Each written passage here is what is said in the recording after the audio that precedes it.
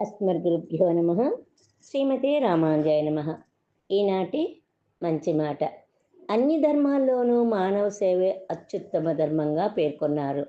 ప్రతిఫలం ఆశించకుండా చేసినప్పుడే అది నిజమైన సేవ అనిపించుకుంటుంది.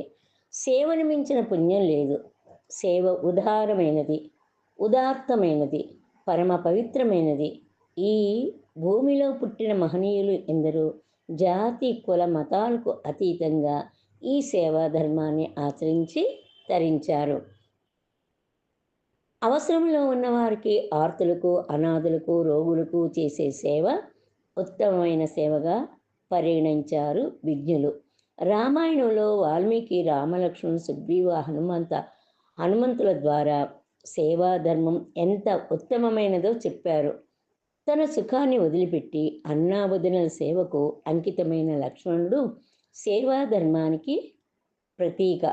అలాగే తాను సర్వకార్య సమర్థుడైనప్పటికీ సుగ్రీవుడికి మంత్రిగా ఉండి అడుగడుగున అమూల్యమైన సలహాలిచ్చి కాపాడాడు హనుమంతుడు.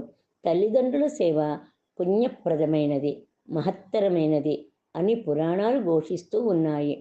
పుండరీకుడు త్రికరణ శుద్ధిగా తల్లిదండ్రుల సేవలో నిమగ్నమై ఉన్నప్పుడు భగవంతుడు ప్రత్యక్షమైనా చలించలేదు.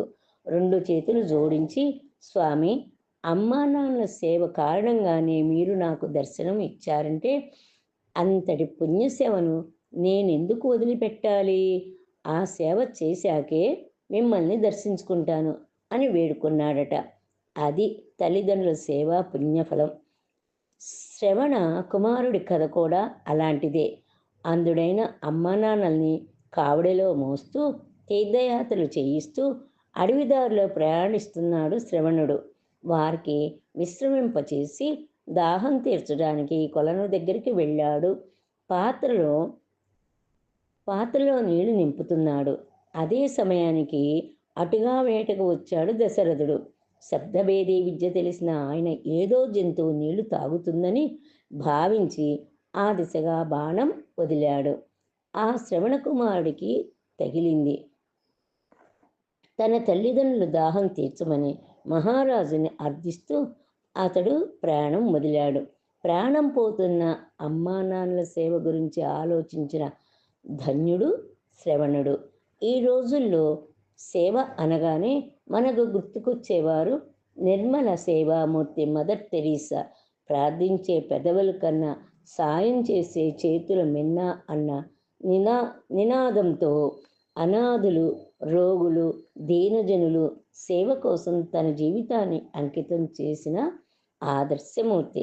ఈ పని చేయడం వల్ల నాకేంటి అనుకోకుండా నిర్మల మనసుతో సేవ చేస్తే అందులో ఎంత తృప్తి ఉంటుందో అర్థమవుతుంది. ఈ జన్మకు అర్థం పరమార్థం ఉండాలంటే మనిషిలో మానవత్వం పరిమళించాలి. మానవ సేవే మాధవ సేవ అన్న హితోక్తిని సార్థకం చేస్తూ సాటి మనిషికి సాయం చేస్తే అది సాక్షాత్ భగవంత సేవే అవుతుంది. హృదయంలో కాసింత